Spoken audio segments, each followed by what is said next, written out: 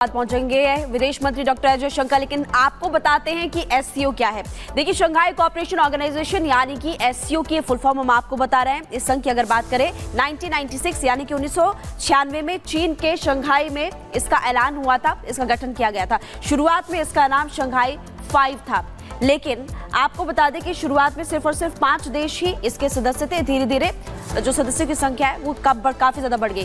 रूस और चीन इसके प्रमुख सदस्य हैं, ये आपको बता रहे हैं। इसके अलावा साल 2001 की बात करें, इसमें उज्बेकिस्तान भी जुड़ गया। पहले सिर्फ 5 थे, उसके बाद धीरे धीरे अन्य देश भी जुड़े, जिसके बाद इसे एससीओ का नाम दिया गया था। और साल 2017 की अगर बात करें तो भारत एससीओ का स्थायी जो सदस्य है वो बना। एससीओ सेंट्रल एशिया का एक बहुत ही महत्वपूर्ण संगठन है और इसकी मीटिंग अब देखिए पाकिस्तान में होने वाली है। और इसी को लेकर हम आपको बता रहे हैं कि विदेश मंत्री डॉक्टर एस जयशंकर वहां पर जाने वाले हैं।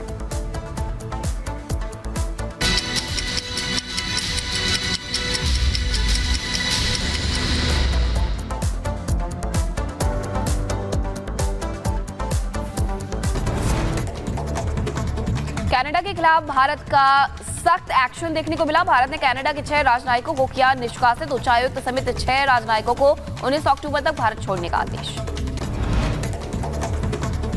और गाजा में हमास ने इजरायली सैनिकों पर हमला किया और बख्तरबंद वाहन पर भी अटैक किया। हमास की ओर से वीडियो जारी किया गया। इजरायल के खिलाफ एक बार फिर हमास कर रहा है तैयारी। अपने हथियारों और सैनिकों का वीडियो किया जारी। जल्द इजरायल पर हो सकता है बड़ा मिसाइल हमला। लेबनान में आईडीएफ ने हिजबुल्लाह की सुरंग का पता लगाया। हथियारों गोला बारूद का जो जखीरा है वो मिला और उसके बाद कई साइकिल्स भी वहां पर मिली।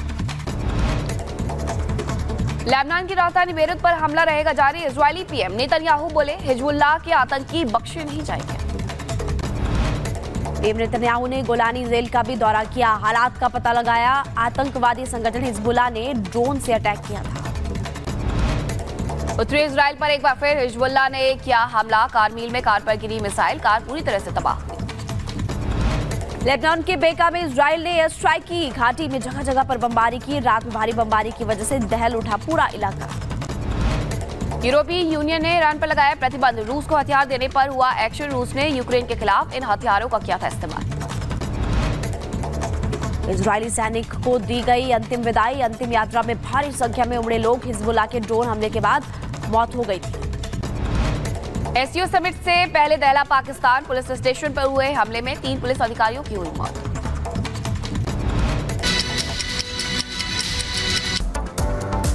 और ब्रेक के बाद एक बार फिर से आपका कुचिना स्टूडियो में बहुत स्वागत है। अब बात करेंगे बहराइच की। बहराइच में जो 2 पक्षों में संघर्ष हुआ वो कहीं ना कहीं खूनी संघर्ष में तब्दील हो गया, जब एक शख्स को 13 गोली मार करके उसकी हत्या कर दी गई। देखिए, पूरे इलाके में तनाव काफी ज्यादा बढ़ गया है। इंटरनेट सेवा को बंद कर दिया गया। पूरा इलाका छावनी में तब्दील हो चुका है। आपको दिखाते हैं एक रिपोर्ट।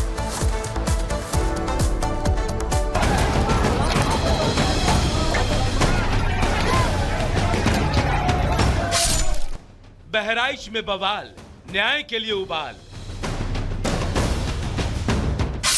आरोपी सलमान की तलाश, पीड़ित परिवार को योगी से आस। यूपी के बहराइच में प्रतिमा विसर्जन के दौरान शुरू हुआ बवाल अब भले ही खत्म हो चुका हो, लेकिन शहर से लेकर गांव कस्बों तक हिंसा के निशान दिखाई पड़ रहे हैं। कहीं धू-धू कर जलती दुकानें तो कहीं राख हो चुकी गाड़ियां, सड़क पर जलते टायर, सुलगते बाजार बहराइच हिंसा की गवाही दे रहे हैं। मेहती तहसील में कर्फ्यू जैसे हालात हैं। बवाल के बीच कई लोग अपने घर तक छोड़कर भाग चुके हैं।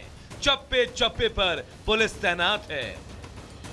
पूरा इलाका पुलिस की छावनी में तब्दील कर दिया गया है।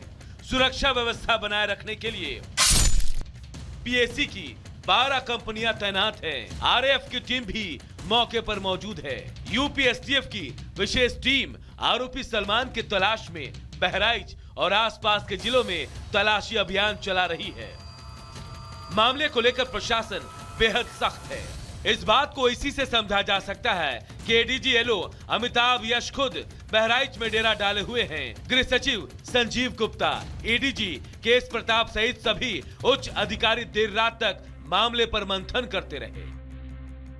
यही नहीं, सीएम योगी खुद पूरे मामले पर नजर बनाए हुए हैं। योगी अधिकारियों से हालात से जुड़ी पल पल की जानकारी भी ले रहे हैं। लखनऊ से लेकर बहराइच तक बैठकों का दौर जारी है।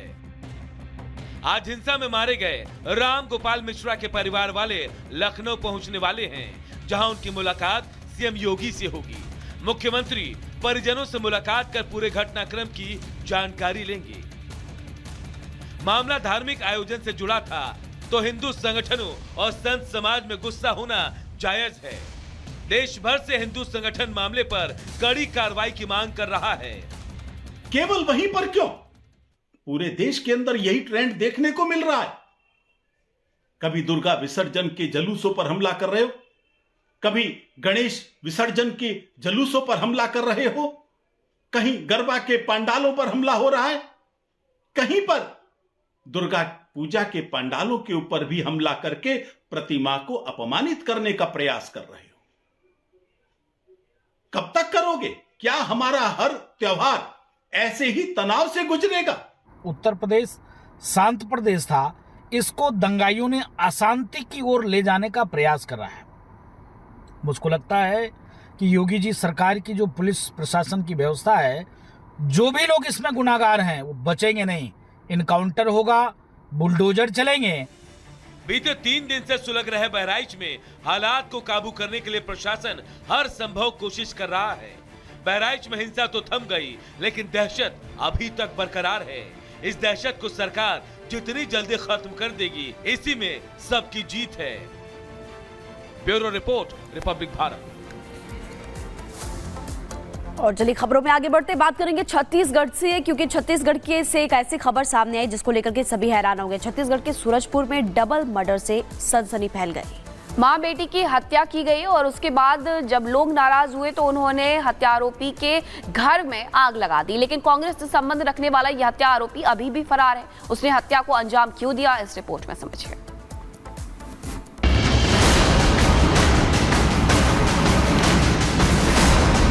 डबल मर्डर से सनसनी। सूरजपुर में मां बेटी का मर्डर। पुलिस वाले की पत्नी और बेटी की हत्या। मर्डर के बाद लोगों में नाराजगी। पुलिस प्रशासन शर्म करो, शर्म करो, शर्म करो। आरोपी के घर और गाड़ियों को जलाया।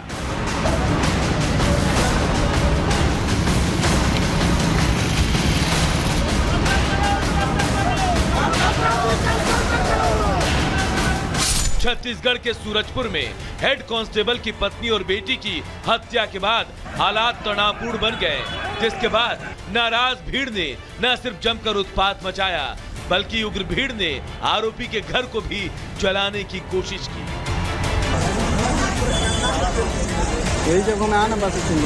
दरअसल छत्तीसगढ़ के सूरजपुर में हेड कांस्टेबल की पत्नी और बेटी की तलवार से हमला कर हत्या कर दी गई।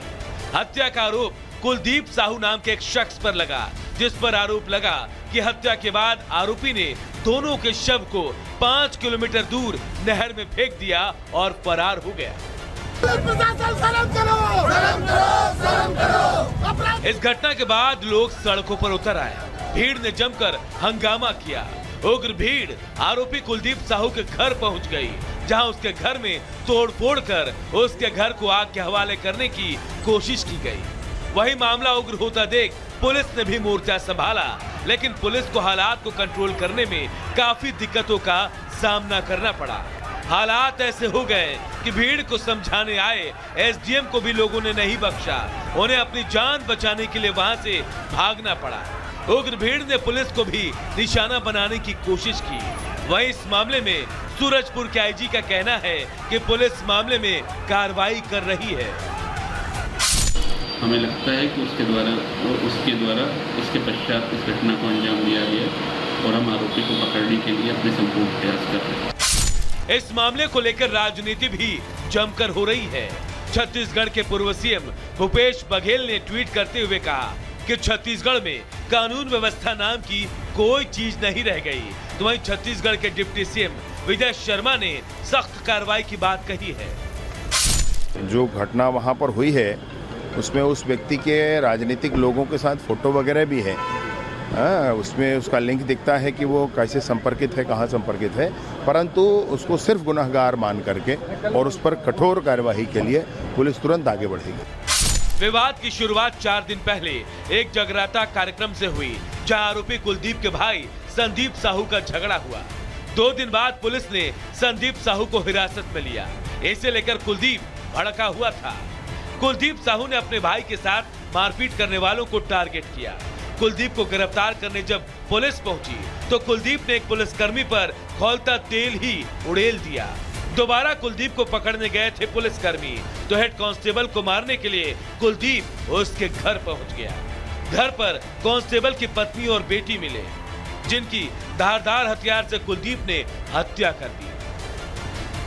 आरोपी कुलदीप पर दर्जनों मामले दर्ज हैं। उसके अपराध की कुंडली ऐसी कि उसे जिले से बाहर भी किया गया, लेकिन समय से पहले वो वापस आया और गुंडागर्दी करने लगा। सवाल ये है कि जिस तरीके से इस हत्याकांड को अंजाम दिया गया, अगर पुलिस इस मामले पर पहले ही एक्शन ले लेती तो शायद आज ये माँ बेटी जिंदा होती। Bureau report, Republic Bharat. अपराधी को सजा दो। और बात करेंगे एससीओ समिट की, जो कि इस बार पाकिस्तान की राजधानी इस्लामाबाद में हो रहा है। 16 और 17 अक्टूबर को होने वाला है, जिसके लिए भारतीय विदेश मंत्री आज ही रवाना हो जाएंगे। बिल्कुल, देखिए सभी की नजरें इस मीटिंग में तो रहेगी, लेकिन भारत और पाकिस्तान पर भी रहेगी। लेकिन दूसरी तरफ आप बखूबी जानते हैं कि भारत की तरफ से अपने इरादे साफ साफ सामने रख दिए गए हैं। रिपोर्ट आप देखिए।